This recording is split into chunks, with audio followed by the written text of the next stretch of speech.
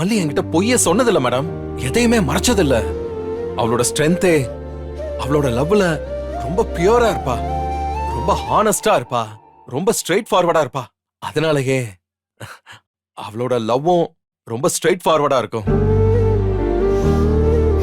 இந்த சின்ன பசங்க காதல சொல்றதுக்கு ஒரு இதயம் வரைஞ்சு அதுல அம்பு பாயிற மாதிரி ஒரு படம்லாம் வரைவாங்கல்ல, அதான் மல்லியோட லவ்.